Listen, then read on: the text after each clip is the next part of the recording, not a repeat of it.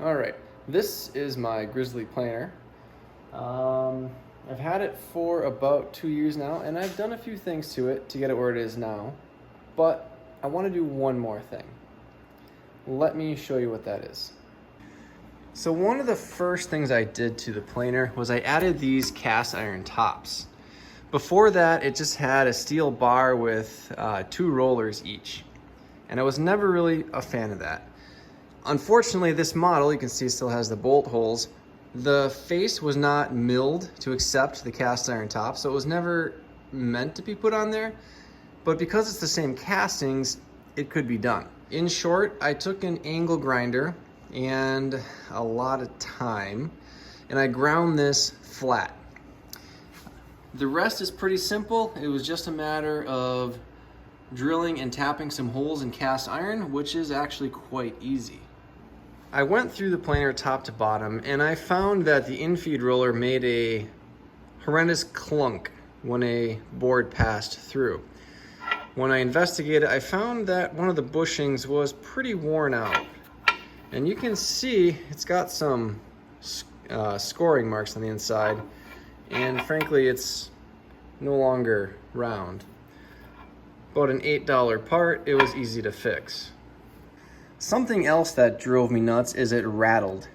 And I know that doesn't really have anything to do with the function of the machine, but I just like it when my machines run smoothly. So to fix that, I found that if I put some rubber right here, I could get rid of that rattle.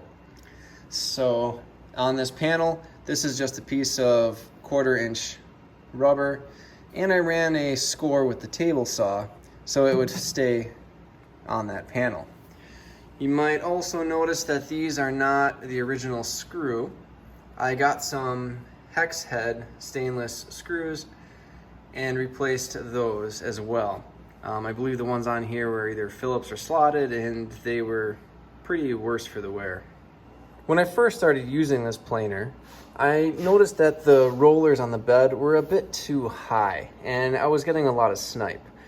So I dropped those down level with the bed, and then I noticed the bed wasn't flat. Long story, but the short version is I flattened the bed. I ended up using a dial indicator and some magnets and some jiggery, and I was able to determine that there was a high spot right here. You might be able to see it's not perfect, but again, I took an angle grinder and various abrasives and even finished with a diamond plate, and I flattened this down. Now, my best guess is that the casting began flat, but because of metal doing metal stuff, it warped. Anyway, once I flattened that and dropped the rollers and started a regimen of waxing the bed regularly, I've had 0 snipe. There's one other thing that I did, but first, let me move this.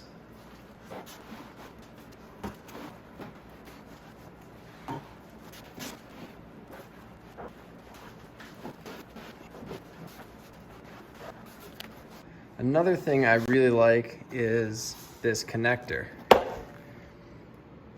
It is a Magport connector, and it's just so cool. I have it on a DeWalt base. The Grizzly one was fine, but this base allows me to, with the help of a shim, get it up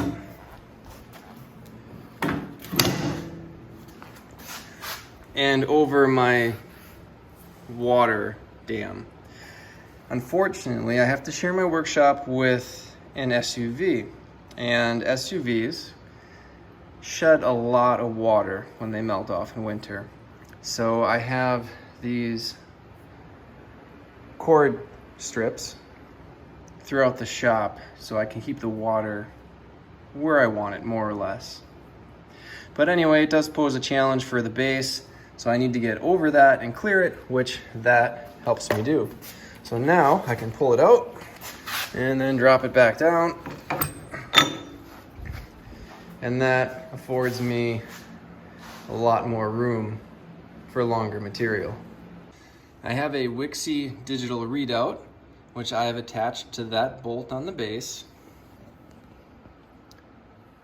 to one of the bolts on the frame.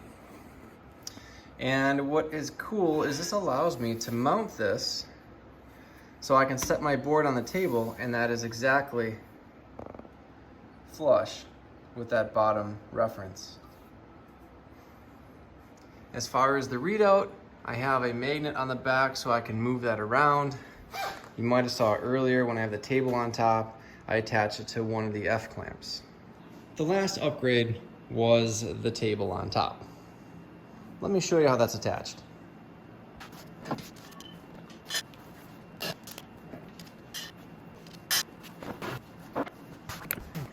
So I slot routed and put some U-bolts in here. And these are just some leftover Elm 2x4s. And that makes a nice stable base for a table, which is really great for storing material and when I'm planing it, passing it back and forth.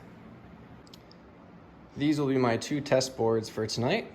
Let me get the first one ready.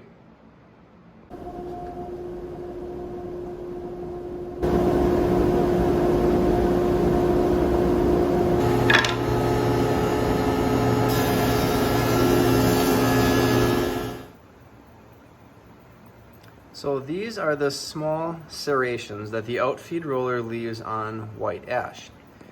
I've checked the pressure, everything is adjusted appropriately. These are just something that happened. These marks are from the infeed roller. And these will happen if I try to take a very shallow pass, say 5 to 10 thousandths. What I want to do is have the infeed roller leave marks only as big as the current outfeed roller. And the outfeed roller, I want to leave no marks. So there we go.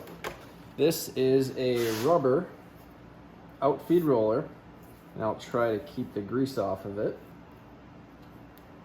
That should take care of my small serrations on the outfeed.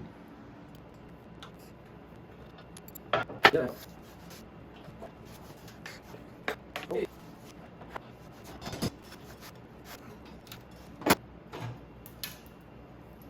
Okay, that sounded important. Watch out that you don't drop the small key. The small key looks like this, by the way. And of course, this doesn't come off smoothly. There are 4 Allen bolts that I feel on the inside with a retaining plate, keeping this from falling off. So let me get those off next. Since I took the wheel off and I would like to save time, I'm going to use a drill. You know, if you have an old drill, this wouldn't be a bad spot to keep it. That's actually really nice. Okay, and with a plate and 2 Allen screws off on both sides, I should be able to remove the cover now.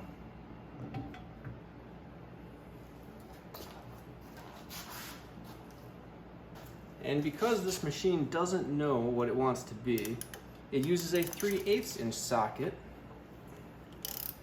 to attach the sprockets. And apparently this one is 10 millimeter.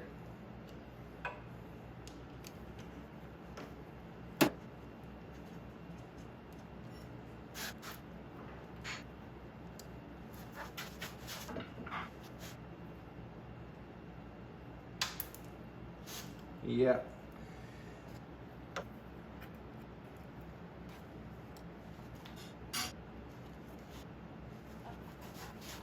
Now the next step, crap. And now might be a good time to mention, you should always have a first aid kit in your wood shop. Having some, a few different things to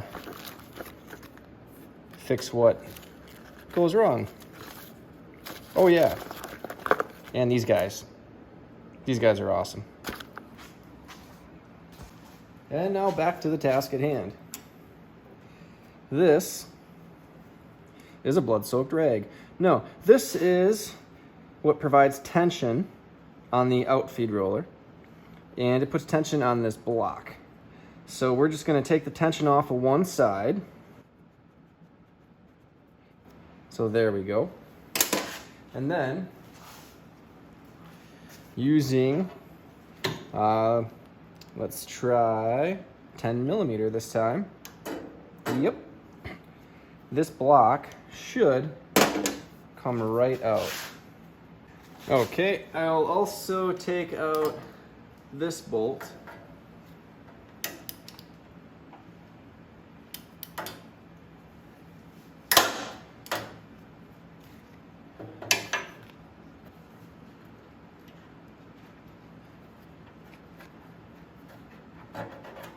There we go. And the spring, and this should come right out. So here's a look at the two rollers. The original outfeed roller has these real fine serrations, and the new one is rubber. So here's the original infeed roller, and you can see it's been around for a while. The outfeed is not nearly as worn, although it looks like something right here damaged it a little bit, but that's okay. And the new outfeed. So what I'm going to do is, this one is going away. This is going to become the infeed roller, and this will be the outfeed.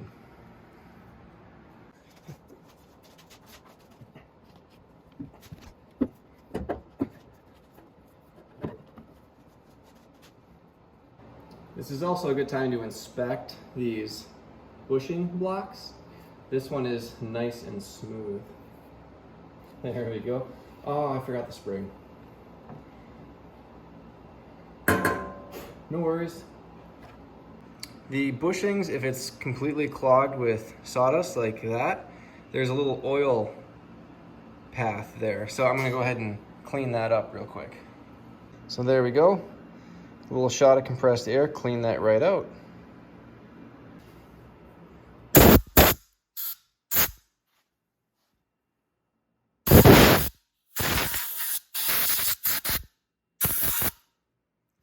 And as long as I have this out, I'm gonna go ahead and clean it a bit, get any bits and pieces that are stuck to it off,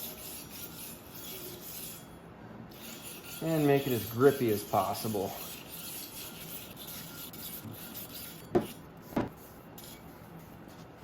Okay, there we go.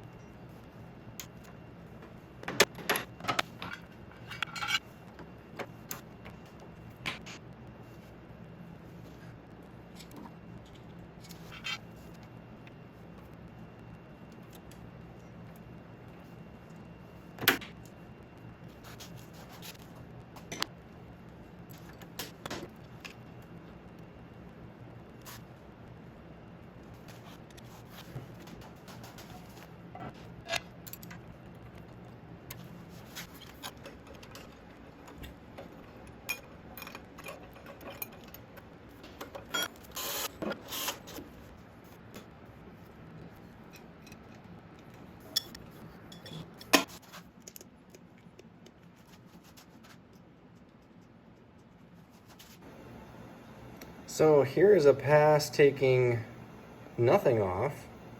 So that's the marks from the infeed roller now. And this is taking a pass, and this shows the marks that the outfeed roller leaves.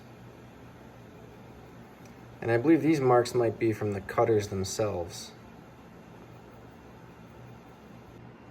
So side by side, the top board is from the old outfeed roller, and the bottom is from the new rubber roller. And now for the infeed roller, top is the old one, bottom is the new one. So I'm really happy with how that worked. I think I might go to a rubber roller on the infeed someday, but right now I'm fine with the metal. I guess the advantage to that is if I jam a board in there, I'm not likely to hurt anything because it's metal. If I like screw up my settings and I shove a board in there with a sharp edge into the rubber, maybe I could damage it, but I'm not really worried about that on the outfeed side. I did notice when running boards through there, if I do half a crank, it accepts it pretty easily. If I do a full crank of the depth adjustment, I do need to give it a little kind of a punch to get it to grab. The smaller teeth don't engage as easily. I think that's because there's not as big a gap between them like on the old infeed roller. But overall, this is the improvement I was looking for. I'm super happy. I should be able to skip a few grits sanding now because I don't have those little serrations to remove. So yeah, overall, really happy. And other than that, thanks guys for watching. Take care.